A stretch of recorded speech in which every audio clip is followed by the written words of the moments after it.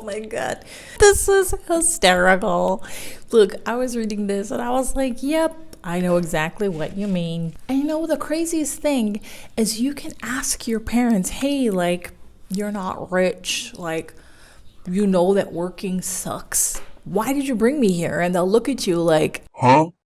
So today we're going to read a post on Escaping Prison Planet Reddit called Life is a Game That You Have to Pay to Keep Playing. And I'm looking at this and I'm laughing and I'm like, this is so true. And then the comments, we got some real gold in the comments. So let's get going. Hit a like if you like this kind of content, and please subscribe. I'm always posting new stuff about escaping Prison Planet and trying to have a decent experience in this realm. Oh, nobody asked to be born into this virtual reality game, and yet you have to pay to keep playing it. And the game is set up in such a way that you generally have to serve the Matrix in some way to earn enough points to keep playing it. Work. And every time you get those points, the psychopathic government takes some of them and uses them to fund wars and to also build a more secure prison around you, smart cities, etc. The worst part is, if you don't want to play this game anymore, you can't just leave.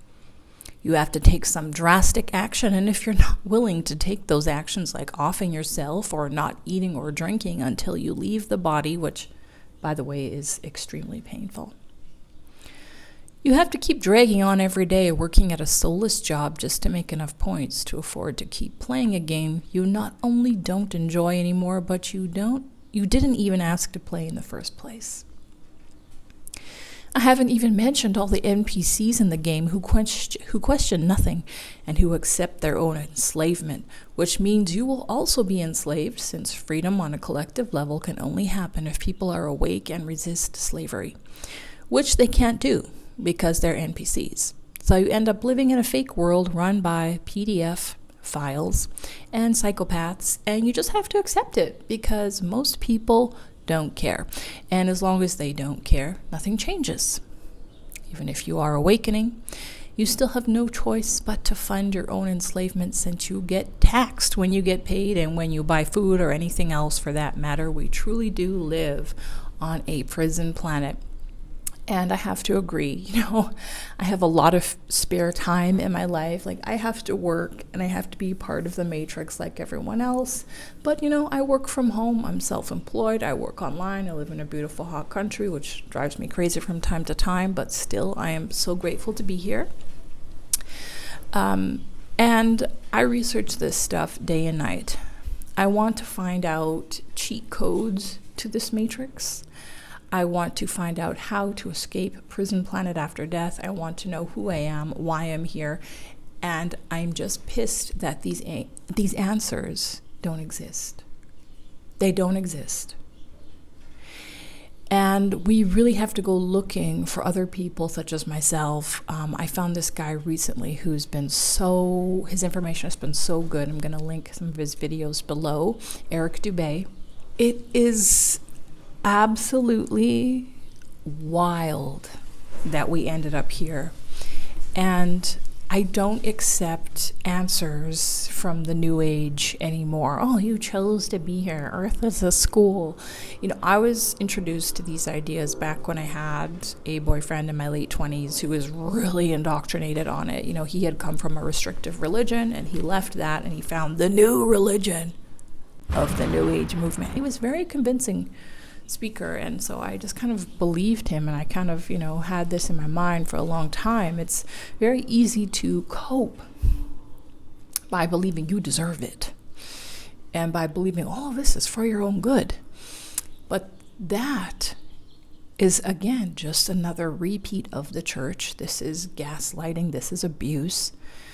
And one thing you'll find when you start searching is that the Gnostics seem to have, in my opinion, the best information. And they were, at one point, under the gun. They were not safe to live. They got killed, tortured, all their stuff got burned, etc. But we can still kind of piece together some of their work, some of their teachings. And some of the things that I found last night seem to make sense to me. I found the Gospel of Mary Magdalene, a bunch of people saying it's fake. But when you read it, I'm like, no. I mean, maybe it's fake, but it makes sense. It talks about how the God of the Old Testament is different from the God of the New Testament, and you can clearly see that. The God of the Old Testament said, I am a jealous God. You can't have any other gods before me, which suggests that there are other gods. The Old Testament God said, you got to sacrifice children and animals, and you got to have a blood sacrifice and this and that. So you're jealous of other gods. You're violent, wrathful. You'll kill people when you get sick of them. And, you're all-knowing, yet you created them, knowing what was going to happen. It's crazy. And so then you start to realize that, the original creator of this world did not intend for it to be the way it is. If you think of,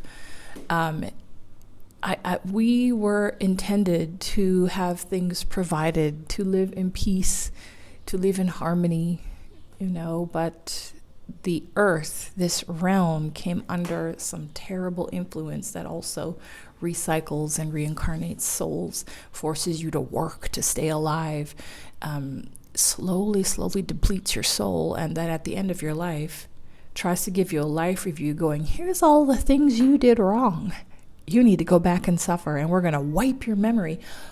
Which college, which school teaching have you ever found useful where it was like every day that you learned something, you came to school the next day and they wiped your memory, so you had to start from the beginning? How far along would you get? Not very. So then it would make you think, okay, the purpose of this school is not for me to learn.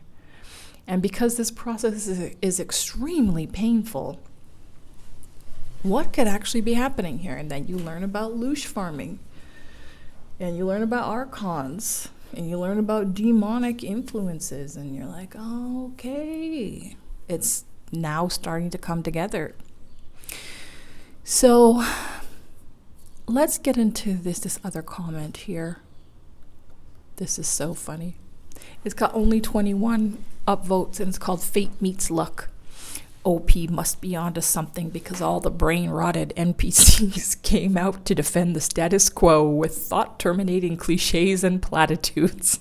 I liked that part. Knowing damn well the powers that be will not hesitate to use violence against anyone who does even positive things to challenge the system. Cops arrest pastors who try to feed the homeless in this God-forsaken hellhole we pretend is a legitimate empire. All right. This person, Merciful Alien. Ooh, nice one. This made me think about how one time I told someone I didn't want to be a part of society. They told me to go live outside of society then. I asked them how I could manage that. Every bit of land is owned by someone else, be it a private person, corporation, city, state, or federal government. If I were to just stick a cabin where no one else was using the land, I'd be in trouble for everything from trespassing to building without a permit. I couldn't hunt or fish because then I'd be poaching unless I paid the money and played by the rules. They don't let you leave. All right. So, last night, I had my little realization, and I was like, okay, I need to stop worrying about earthly things. Life is not about money and looking cute and going to Sephora and enjoying, brunch or whatever. And I was like, I need to just focus all of my resources, my time, and my energy on getting the F out of here and not worrying about any other thing. And I think, people get sidetracked by things of this earth without realizing that they are of the earth. Right? They're like, well, friendship and true love and the love of family and children. It's like you're talking about the good feelings and good emotions you get from those things, which have you considered, like, is that the same as the good feelings and good emotions that people get from driving a Ferrari, from banging prostitutes? they get good feelings from those things too, but you have a moral judgment on this other thing that says it's good. But essentially, all these things are feelings which are coming from this fake reality, which are keeping you attached, which are keeping you rooted in this reality. And so I'm just like asking myself, like, what? And I think this is the path that leads a lot of people into a monastical life. And I remember even in high school thinking I should become a nun. And I remember in elementary school, I remember even before school being a kid in the crib and looking out and looking at my mom and looking at the world and everything. And I'm just going, what the hell? And I think there are some of us who come in with more knowing. We come here and we're like, where I'm from is not like this at all. What the hell is this? And so I'm still doing research. I'm still trying to find, how did I end up here? I think a lot of us were tricked. I just know that I am so super happy that I did not force anyone else into this party where they got to pay to play. Like I said, the audacity of that is truly unbelievable to me, but I also understand that a lot of people are like, I just didn't fucking think about it. Like, everyone was doing it. I thought it was like cool. I thought it was going to be, cute to have a kid. It's no big deal, whatever. And now I'm just looking around and I'm like, what have I done? I feel for them, but that's not my journey. I'm also going to link this really cool video I found of Mary Magdalene where she talks about what will happen after you die and like the words you need to say to these archons at the different gates when they try questioning you and tricking you about your life. Like, you need to accept no guilt, no responsibility. You need to tell them, I'm going to write down the words so I can practice saying them. But she was basically like, my slate is clean. I have no guilt. I have no illusion. All is done. All is well. I am not bound by what ails me, or like something like that. It's like there's something that you're supposed to say to these archons when they try to tell you, here's all the bad things you did on earth. One time you walked past a child on the street who was smiling at you, and you did not notice him, and he grew up to become a serial killer. Shame. Shame. What are your thoughts? Let me know in the comments below, and I'll see you next time. Bye. He's worked in a system under a corporation with a rich CEO in a call center for just enough to get by.